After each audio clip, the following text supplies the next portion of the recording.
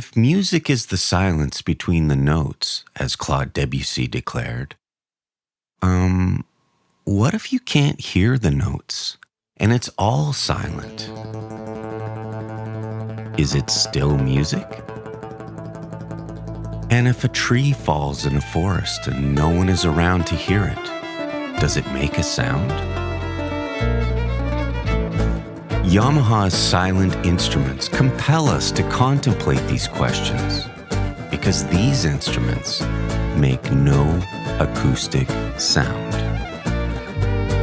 The award-winning Sultans of String are the silent band, and on this day, their work may be completely quiet, but they certainly make some beautiful noise. Perhaps Martin Luther King Jr. said it best. In the end, we will remember not the words of our enemies, but the silence of our friends. Welcome to Yamaha 440 Sessions.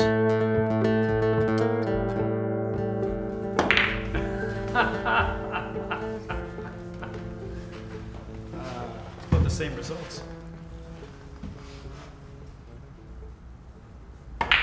This is like 20 years we've been playing together as Sultans of String, and we've played on every kind of stage. Like, we've played at Kerner Hall, we played in tiny little coffee houses, we played outdoors, we played with symphonies. The thing that's really, really tough to nail down is getting that sound, like being able to reproduce the sound that we want to hear in the hall and also for a monitor. So for me, having the silent instruments is incredible because actually there's no sound on stage except for what you really want to hear. You know, with our in-ear setup, we're putting in exactly how much of each instrument we want to hear. Like we're just swimming in this incredible, beautiful stereo spread of reverbs and delays and it's like, I don't know about these guys, but for me, it's really renewed my passion for playing live because it just sounds so awesome. I really like the setup. And you don't get the volume wars thing that you get Right. like with actual speakers and amps and stuff on stage where you're like you can't hear yourself because everything's so loud. So you turn up and then the guy next to you is like, no, I can't hear myself now, and he turns up. With this system, like it's a perfect mix every night. Everything, like the balance is the same. The balance is exactly the way you want. And like you said, like the three dimensionality of like we're monitoring in stereo. And It was really funny the other day. We were sound checking, and you guys were playing, and you were like grooving along, and I was listening to it too because I was backstage with the in-ears, and I walked on, and I was like, yeah, the guys are really at it. And then I took the in-ears out, and I couldn't hear anything. There was nothing there. Put them back in. Oh, there we are. We're back. Well, I got just one more here.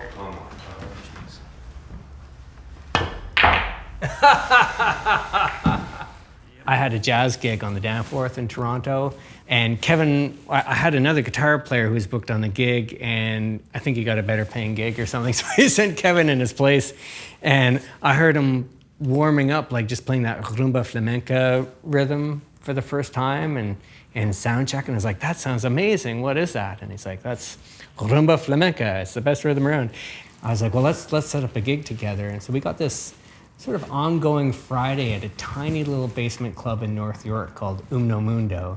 It's not there anymore, but we had 3 hours to fill every Friday night.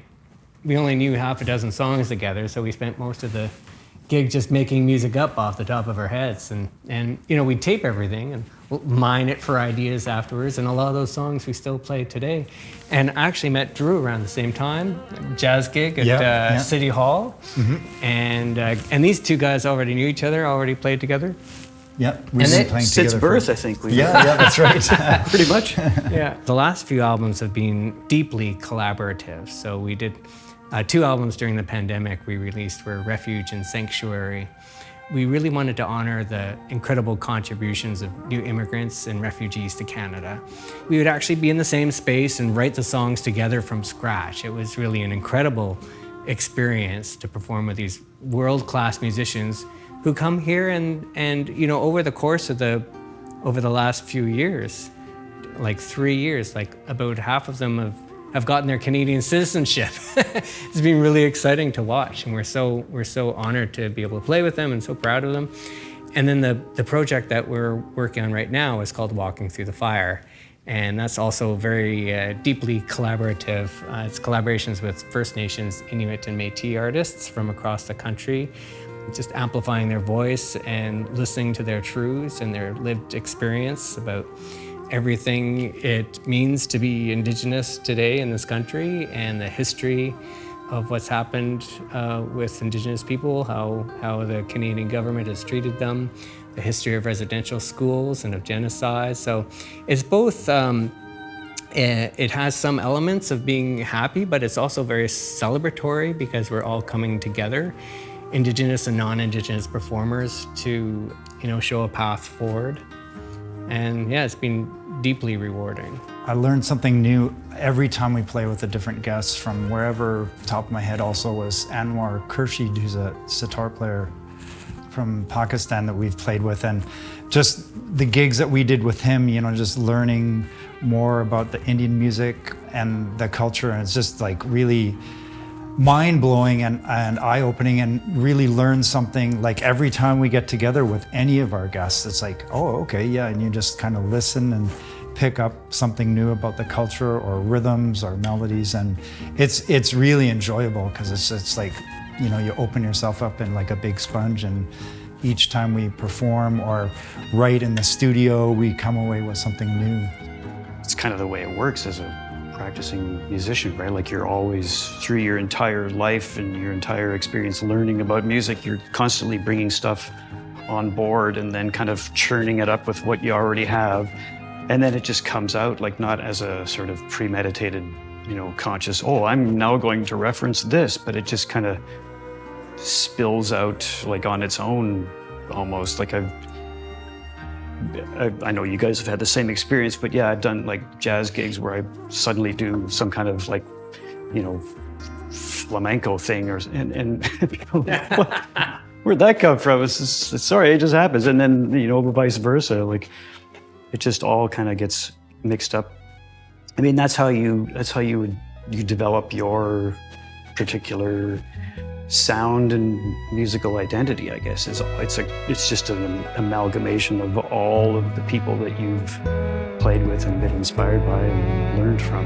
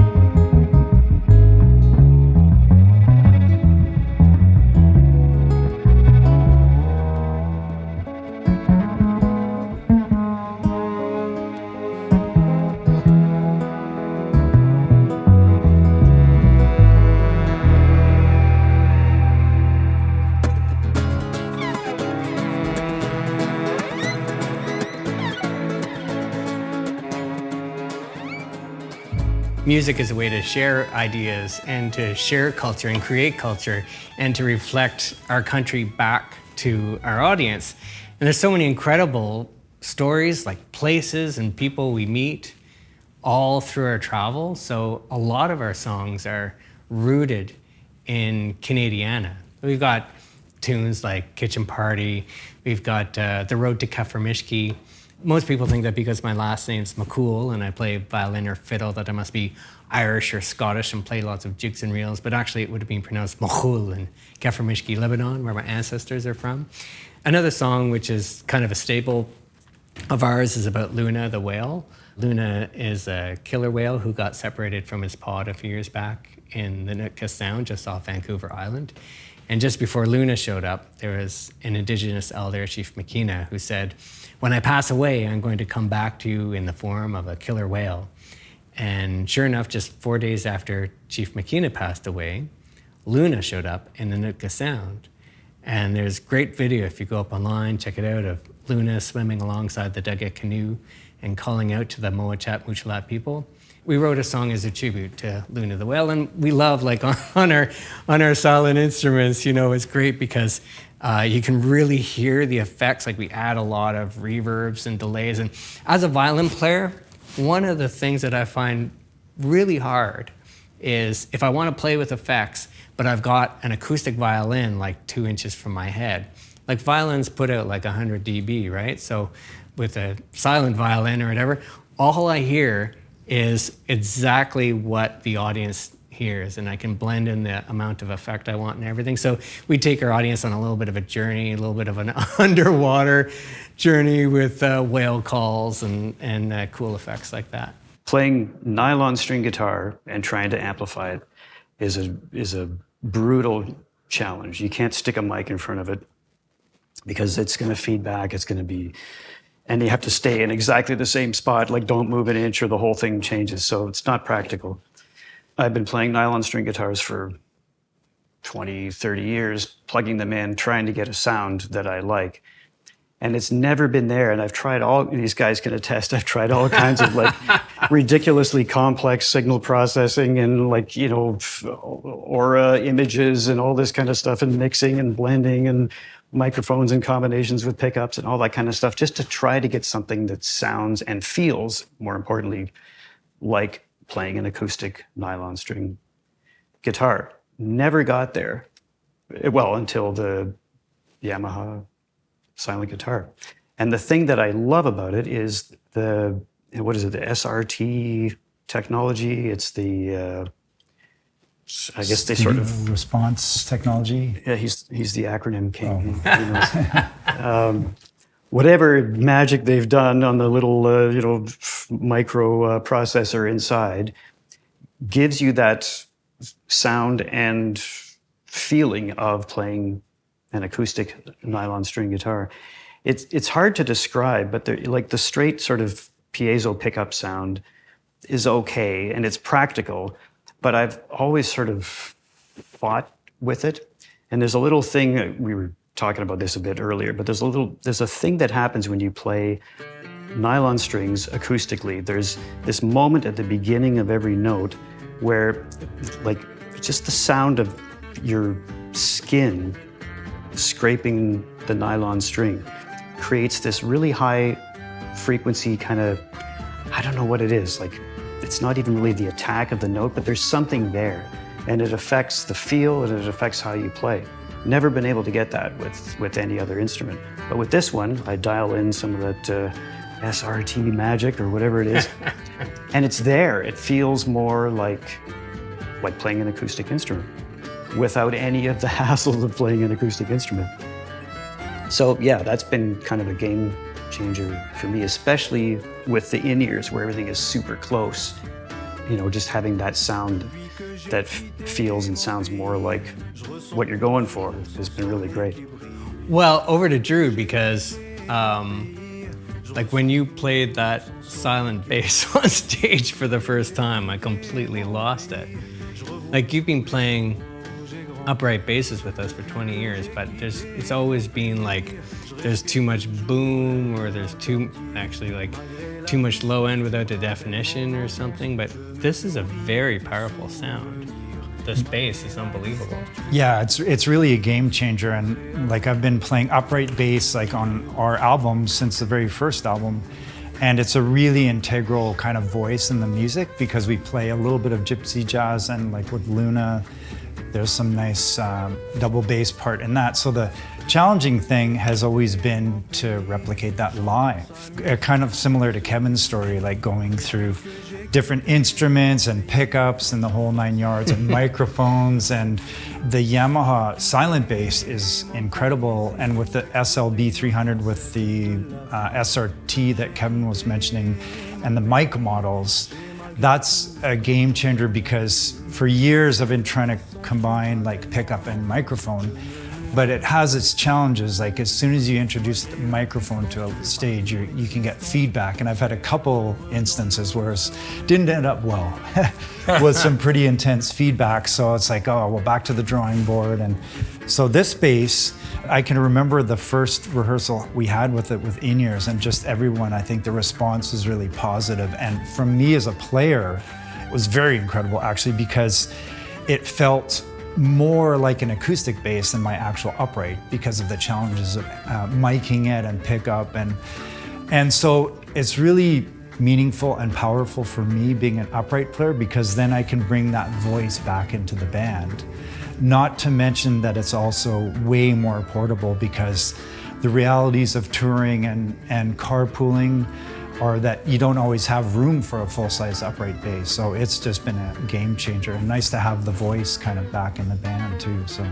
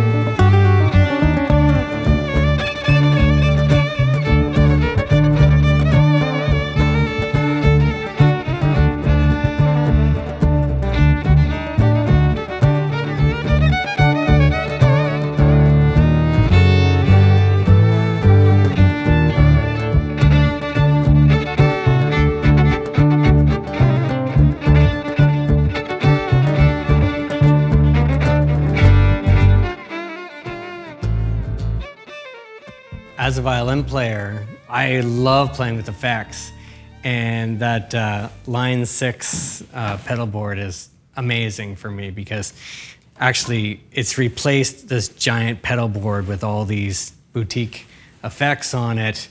The Line 6 sounds way better, and it's tiny, so you can just, throw it in your backpack or whatever.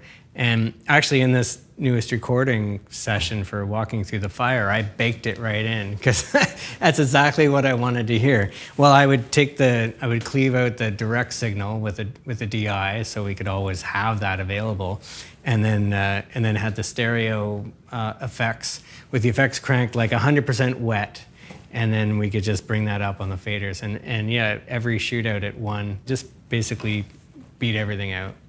So I really love to hear all those effects, and like as a violin player, when I'm playing with an acoustic instrument, it's actually really hard to hear the effects. You got to crank everything up really loud just to hear it over the acoustic sound. So it's really fun to play that instrument, and it's also like a bit of a relief during the summer festival season to have an instrument that sounds so amazing, but also you don't have to worry about the heat and the humidity and the sun because if you take, I've got a 150-year-old French violin that if I took out on a hot, humid day like today, the top would just peel right off. So it sounds great, but it's also indestructible. And it's just really well set up, really well designed. I only play 5 strings now, and the spacing is just perfect. it actually feels as natural as a 4-string, but it's a 5-string. So I get to play both viola and violin parts at the same time. This sort of bridges two topics, like something about the silent guitar that surprised me, and then the advantages of working with the HX Stomp. So this upcoming album, I played a lot of electric on, and I thought, okay, I'm gonna have to bring like a nylon string and an electric. And then I started monkeying around with the HX Stomp, and for whatever reason, pairing it with the silent guitar, I'm able to cover electric sounds with just one guitar. Like It is amazing. it sounds, and I was really surprised that it sounded that good. Like I don't have to change anything on the instrument. I'm not doing any fancy EQ moves. I basically just dialed up a patch that has like I don't know, it's probably like a Fender Twin or something, and then just the right amount of like some grit and dirt and stuff. And it sounds pretty good. It's pretty convincing, and enough that I'm like, well, okay, I guess I don't need to bring two guitars, so that's good. I know I'm repeating myself. I've said it before, but it's like they found the sweet spot between like power and flexibility, but simplicity. Like there's just enough parameters that if you want to get really nerdy and get in there, you can do it. But there isn't like 500 pages of like, oh, should I adjust the tube bias on the power tube? Like, you know, maybe you don't want to get that detailed. And so anyway, I think they've hit a really good sweet spot where you can get in there and get the sound you need and move on and make music. The form factor is amazing, right? Too, because Yeah, it's got two outputs for expression pedals, and I've got these little knobs that I velcroed on either side of it, so I can control like the amount of delay and the amount of reverb and everything, like just with my feet. And it's literally replaced an entire complicated pedal board. I love having the all-in-one, and it took maybe a little bit of time at first, like it took a couple of weeks to kind of settle into it. But once I realized that I could plug my laptop into it and then control all the parameters on the laptop and then save the presets, it's pretty amazing. And the distortions are really good for violin too. I really love it. Yeah, we use that a lot on the recording. You know, once you've made one film, I can't ever imagine making an album without making a film about it now. They just get easier and easier each time. Right.